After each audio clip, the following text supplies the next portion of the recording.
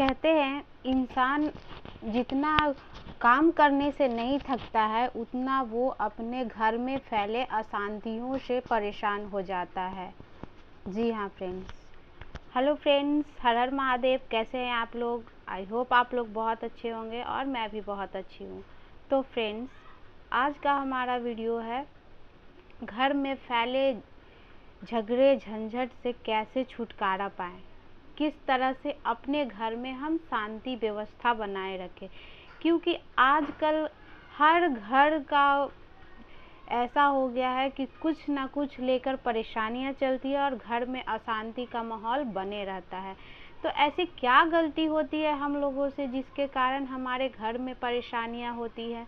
क्योंकि सारे घर के जो लोग होते हैं वो तो सब अपने अपने काम तो करते ही है, लेकिन फिर भी ऐसा क्यों होता है कि हम अगले इंसान से जेलस फील करते हैं या फिर मनमुटाव हो जाता है। एक ही घर के, एक ही परिवार के सदस्य लोग एक दूसरे को देखना तक नहीं चाहते हैं। ऐसा क्यों होता है? तो आज हम इसी टॉपिक पे बात करेंगे कि आखिर ऐसा क्यों होता है और किस प्रकार से इन मसलों से उबरा जा सकता है, मतलब छुटकारा पाया जा सकता है। तो आइए जानते हैं ऐसे कौन कौन सी बातें हैं जिसके कारण हमारे घर में अशांति फैलती है।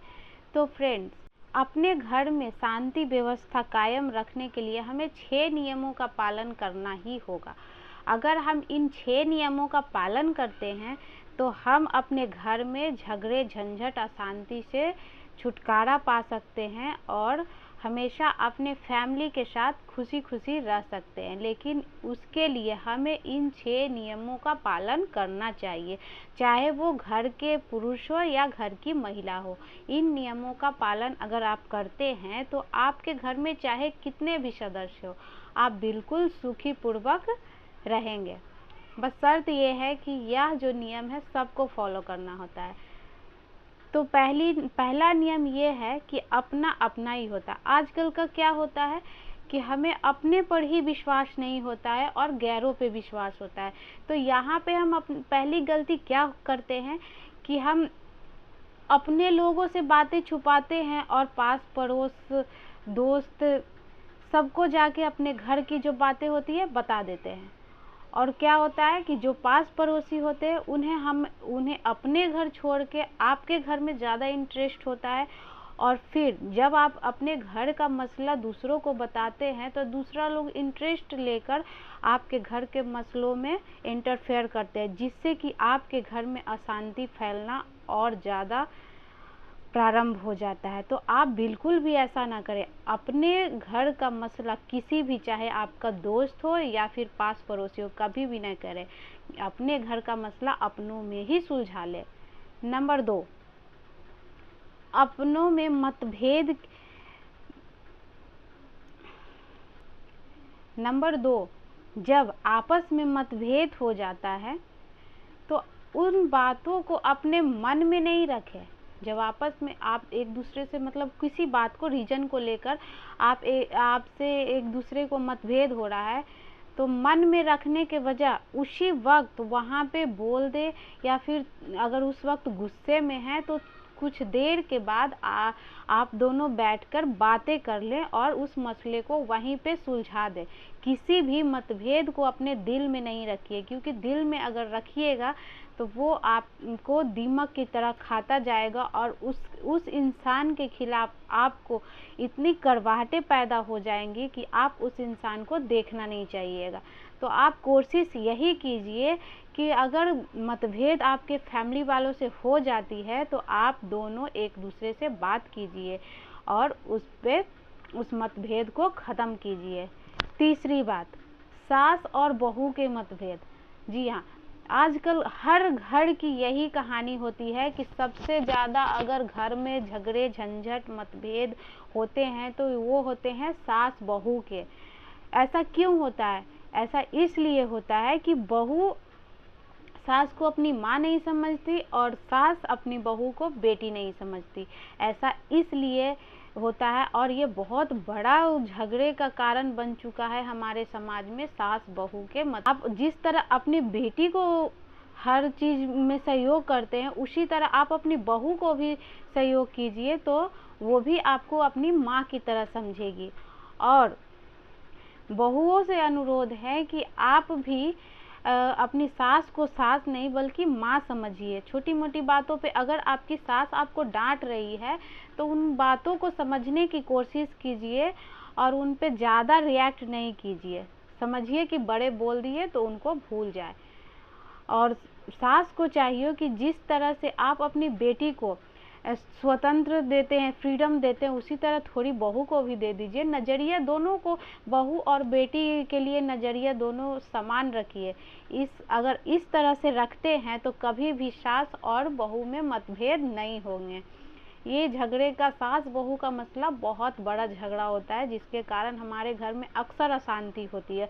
और इसी कारण क्या होता है कि उस घर का जो बेटा होता है, पति होता है, इसमें इतना उलझ जाता है कि वो अपने काम पे फोकस नहीं कर पाता है। तो आप ऐसा नहीं कीजिए। वो किसी का बेटा है, किसी का पति है, आप उनके बारे में भी सोचिए। वह सुबह से रात तक आते हैं, काम करने के बाद थके होते हैं। आप दोनों इस तरह से झगड़िएगा, क्योंकि दोनों लोग जो हैं उनके लिए बेहद महत्वपूर्ण है। जब आप दोनों एक दूसरे से झगड़ते हैं तो उनके लिए डिसाइड करना यह बहुत ही कठिन हो जाता है कि वो किस तरफ बोले।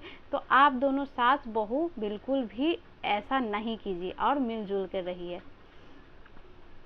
जितने भी परिवार हो, कोशिश कीजिए कि आपके परिवार में कोई एक ही मुखिया हो और वो मुखिया बिल्कुल समझदार और निष्पक्ष हो।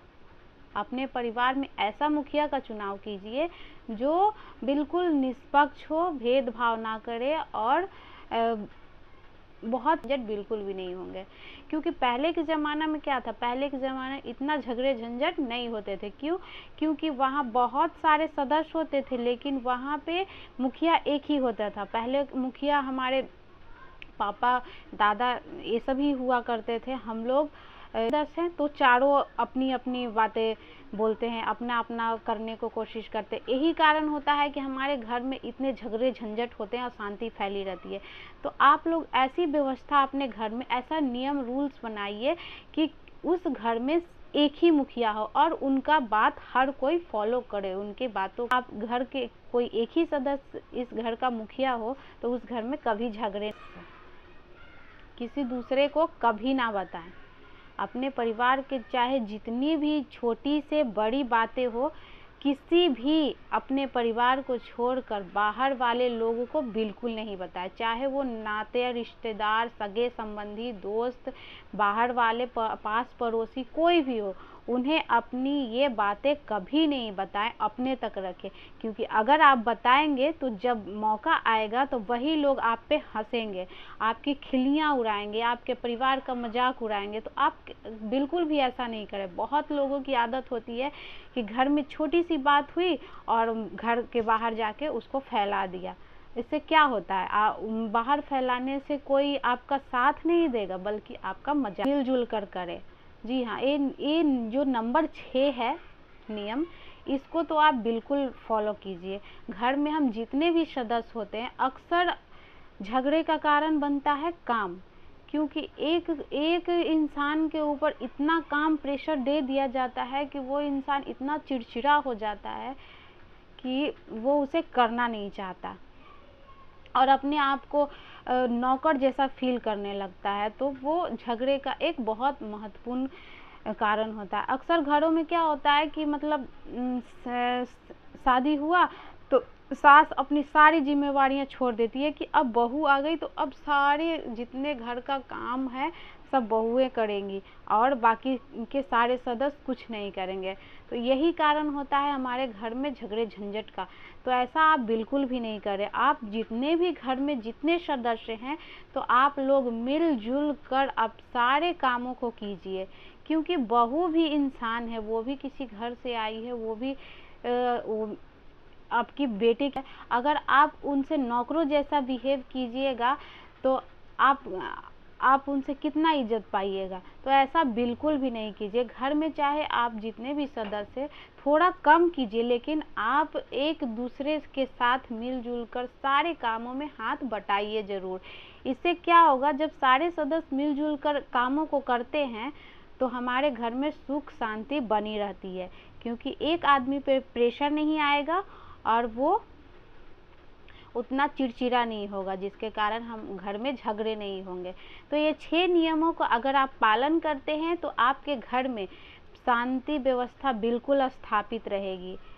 तो इन 6 नियमों को अपनाइए।